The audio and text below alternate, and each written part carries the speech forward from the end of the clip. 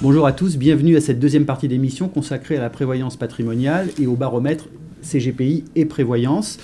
Dans cette émission, nous commentons plus exactement les résultats du volet CGP indépendant que nous avons réalisé au mois de juillet et au mois d'août de cette année 2014.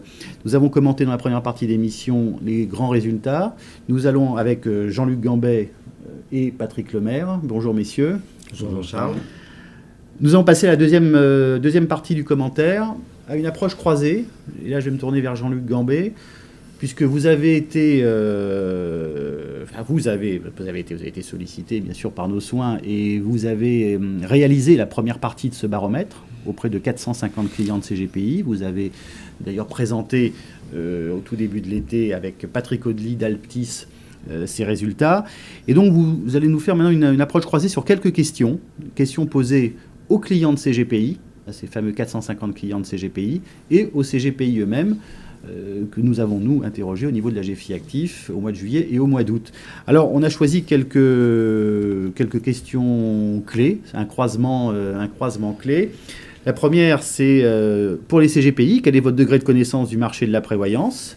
Offres, acteurs, produits et services. Et on a pris une question pour les clients des CGPI qui était, vous considérez-vous suffisamment informés sur les questions de prévoyance ? Et là, qu'est-ce qu'on peut remarquer quand on croise les deux, Jean-Luc ? Alors, l'intérêt de ce type d'analyse, c'est d'avoir une analyse miroir, en fait, à partir de la même question et de la vision de chacun des panels. Alors, sur cette question en particulier, il n'y a pas une grosse différence, en fait, entre les deux panels, que ce soit les clients de CGPI ou les CGPI eux-mêmes, puisque une petite majorité d'entre eux, que ce soit les clients ou les CGPI, s'estiment suffisamsamment informés sur les questions de prévoyance.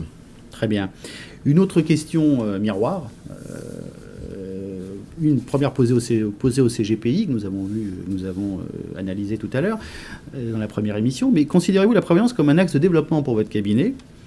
Et une question posée aux clients des conseillers en gestion de patrimoine indépendant, seriez-vous intéressé que votre CGPI se développe sur la partie prévoyance ? Alors là, massivement, les CGPI déclarent que la prévoyance est un axe de développement pour leur cabinet, puisque 83% d'entre eux se déclarent ainsi. Une petite pondération du côté des clients de CGPI qui, eux, estiment à 58% quand même, donc c'est quand même une belle majorité, qu'il les intéresse que le CGPI se développe sur cette activité de prévoyance. Donc un petit écart, mais néanmoins, il semblerait que... Dans une majorité. Voilà, on est dans une majorité des voix. Autre question croisée.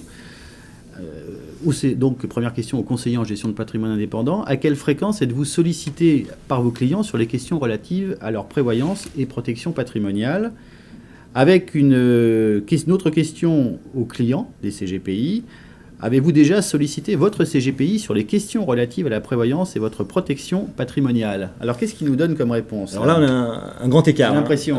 Il y a un grand écart entre ce que déclarent, d'un point de vue déclaratif, les CGPI, puisqu'ils estiment être sollicités à près de 85% d'entre eux sur les questions de prévoyance et de protection patrimoniale, ce qui est un très beau score pour la prévoyance et la protection patrimoniale.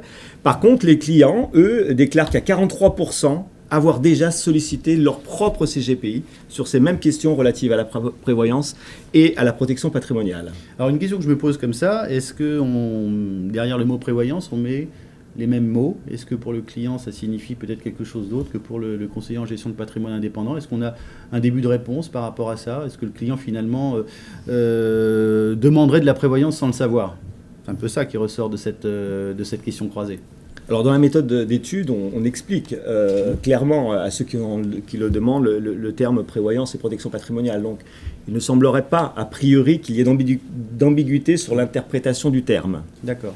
Donc, là, Patrick, pas forcément rien à ajouter. Non, il y a quand même peut-être une rencontre qui ne se fait pas. Il y a une rencontre qui ne se fait pas, qu'il faudrait peut-être creuser dans le cadre d'un prochain, indicateur barométrique. Peut-être qu'on ne parle pas de la même chose. Une dernière question croisée. Une question au CGPI. Proposez-vous des produits de prévoyance à vos clients ? Et question aux clients des CGPI. Actuellement, votre CGPI vous propose-t-il des produits de prévoyance ? Alors là aussi, il y a une grosse disparité, Jean-Luc. Alors il y a peut-être une continuité par rapport à la question précédente. Continuité qui s'écrase, qui s'étale plus exactement. Qui s'étale puisque là encore, on a 88% des CGPI qui déclarent proposer des produits de prévoyance à leurs clients. Alors que du point de vue client, seuls 17,6% des clients nous déclarent que leur CGPI leur propose des produits de prévoyance. Donc là, effectivement, c'est plus qu'un grand écart. Bon. Et ça fait très peur sur un plan commercial, parce que ça veut dire que concrètement, c'est une porte ouverte pour les banques, les mutuelles, tous les organismes de prévoyance. Donc ça sous-entend peut-être qu'il y a plus de pédagogie à faire, peut-être expliquer ce que c'est que la prévoyance. Moi, je vois ça comme une incompréhension de la part... alors, des clients, vous nous le dites, Jean-Luc, voilà, vous êtes parfaitement clair sur ce que sont les produits, sur ce que sont les solutions de prévoyance. Mais a priori, n'ont pas l'impression d'en entendre parler souvent par leur CGPI. Alors, est-ce que c'est peut-être pas assez mis en avant par le conseiller en gestion de patrimoine? Est-ce qu'il faut peut-être approcher ça, et vous vous en souvenez peut-être, même sûrement, que 93% des clients, je le rappelle, déclarent de ne pas avoir eu de bilan de prévoyance. Alors, peut-être que ceci est lié à cela et qu'on a un début, finalement, de réponse.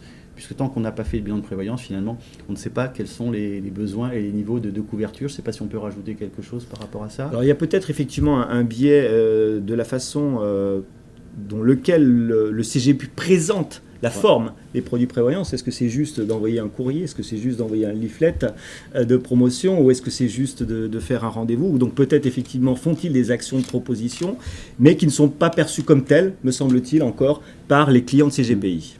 Alors, la question que je pourrais poser, c'est quand le client fait un crédit emprunteur avec une assurance, le CGP, je pense, réalise qu'il fait un acte de prévoyance, mais est-ce que le client réalise que c'est un acte de prévoyance? C'est une question, c'est une bonne question. Il faudra explorer peut-être dans le prochain. Plus à explorer dans un prochain baromètre ou dans une approche éditoriale. Merci beaucoup. Je vous donne rendez-vous pour la troisième et dernière partie de cette émission consacrée au baromètre CGPI et prévoyance. Merci.